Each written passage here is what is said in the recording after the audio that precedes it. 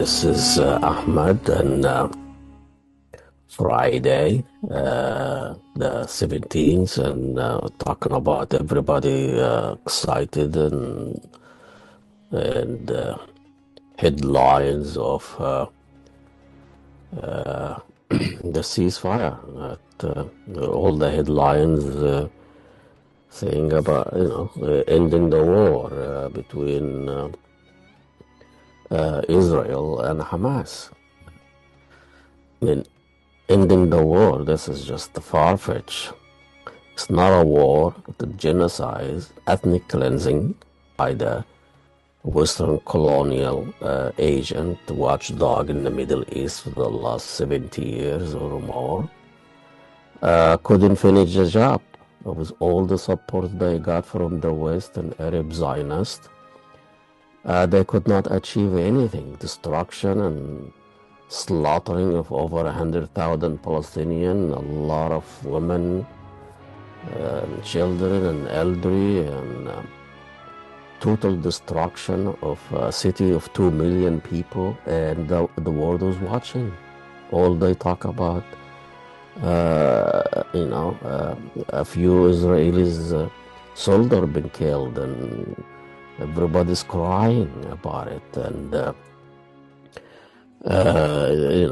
senators were saying, mourning the Israelis been slaughtered by the Palestinians, and the Palestinians dies.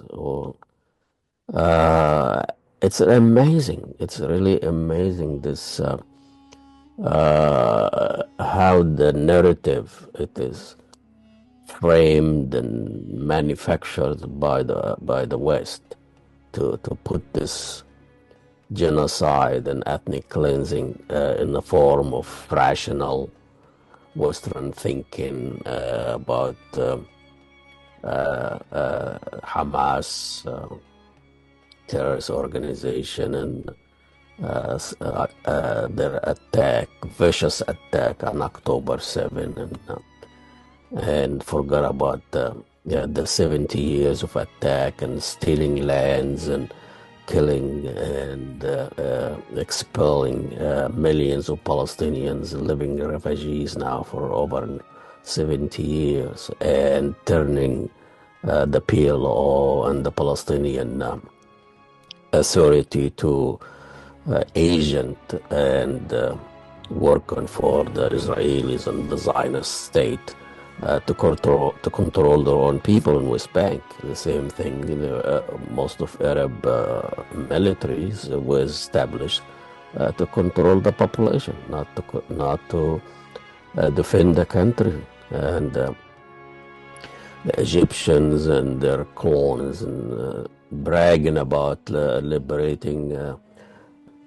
The Palestinian resistance as a national movement, they are the one who's liberating these places, the one who forcing the Israelis to leave Gaza, the one who forcing the Israelis and the West to sit down and talk and stop this madness. After 15 months, Netanyahu and his Zionist state could not finish the job. And with all the support they have, weapon and money and political coverage from mainly from the American and NATO and Germany and United Kingdom and Canada, everybody, he could not finish the job. He could not achieve the goal. The hustle is still out. The Hamas, by Blinken's account himself, replacing the fighters, and they are stronger than before. And this national movement is still there, and it's not going to go away. And not because of something supernature about the Palestinians or about. It is because of the vicious occupation, invasion, killing millions of people in Iraq and Afghanistan and Syria, destroying Libya. Action. Of course, there will be a resistance. So Biden and Trump are kind of fighting for attention, and everybody taking credit, and Trump saying if it wasn't my elections, that ceasefire will not take place, and Biden taking credit by the media headline that he called Netanyahu, put pressure on Netanyahu, and this is Netanyahu, and talking to Netanyahu, and Biden say he ordered Netanyahu to accommodate Palestinian legitimate concern, after committing genocide for 15 months. She's argued Netanyahu. How did he argue Netanyahu? The problem with this Western thinking, when they rationalize everything, and their rationalism is devoid of any human values. It's just rational. We're going to do this, and we're going to go this, and we're going to bomb the heck out of in the tunnels. We'll send them 1,000 ton bombs, but it doesn't work. We'll send them 2,000 bombs, and just put it all together the same way the Nazi put the Holocaust all together, and how the system worked to transfer the Jew to Auschwitz, and how many a day, and how many by train, and how many people needed, and how the security, and it's like a project. It's like a building a project at Amazon, or X, or whatever those people now that are running the oligarchy, that are running the show. Just rational. As long as it's rational and it add up, and it is, and but ignoring the human elements, ignoring the human potential and mystery, and that's what they found out in the last 15 months. It's not because a few thousand Palestinian resistance will have this weapon, and we'll figure it out, and this is what they have, and this is what we need to destroy them in a few weeks. And that rationale, forgetting a lot of invisible things, a lot of intangible things. The resistance, the belief in yourself, the belief in this is your land, this is your history, this is your religion, this is your culture. All the things you cannot measure it in a boardroom and an operation. All these things cannot be defeated by your 2,000 pound bomb. And all this technology that they can see who is inside those buildings. So there's a civilian in there. You know that before you bomb. You don't say this is just collateral damage, we're going after the terrorists. You know there are hundreds of people hiding in this building or living in this building, but still you destroy it. You drop bombs on it to destroy it and kill hundreds and hundreds of civilian, of kids, of women. And you come talking across that you are civilized and human, and Hamas is a terrorist, and Hezbollah is a terrorist, and anybody resist your hegemony is a terrorist. Now the Arab Zionists are adopting the same narrative. Anybody resist Sisi is the terrorist. Anybody resist Bin Salman is the terrorist. Anybody resist Bin Zayed is a terrorist, and that's what you're gonna pay. Those terrorists that you're talking about, this national movement that are resistant, have the right to resist. Everybody has the right to resist occupation and colonialism, and so this is really the last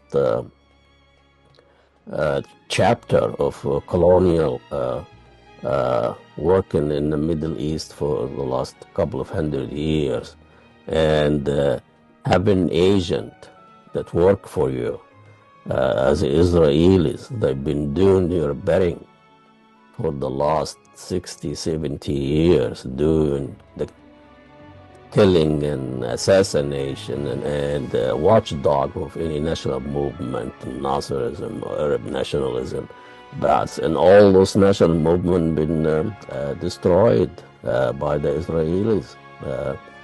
So this is not about promised land and Jewish land and national religion and all of that. This is all just headline and for domestic consumption. This is a colonial project established, and that's what hurts, and that's what Zionist founders rational to Balfour or the Americans and the German to establish a homeland to get rid of the Jew from Europe and put them in Palestine. You know, land without people for people without land. This was the argument. And not because God promising them. Those Zionists, they are secular. The most strong Zionists, the founders, they were secular. They were not even Jewish. And but they don't even believe in God, but they swear that God promised them the Israel or homeland or Palestine. So this is really a failure.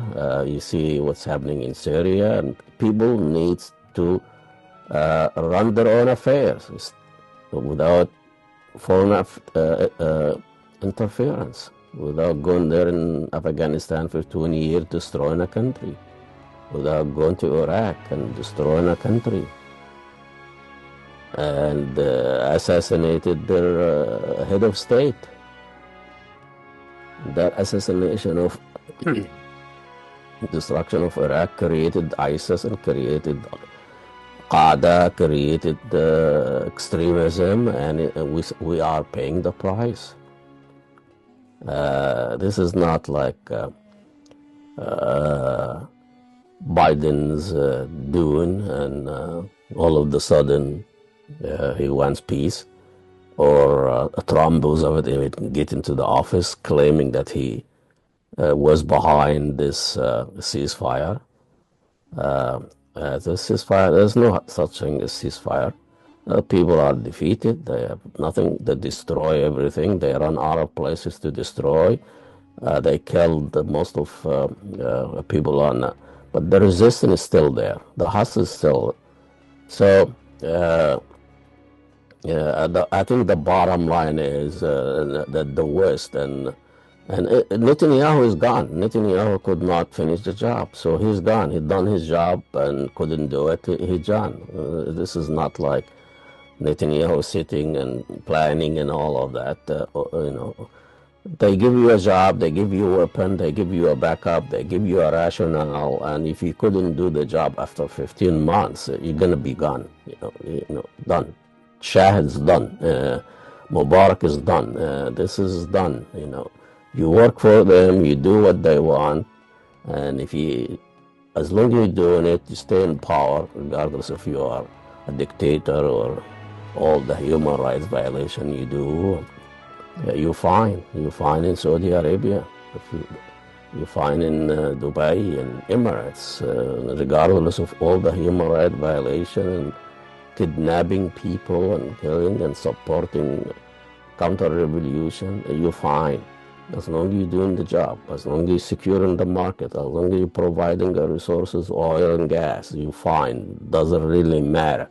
But if you start to resist, and then you're going to talk about human rights in Russia, human rights in China, human rights in whatever, Venezuela, human rights in this and that.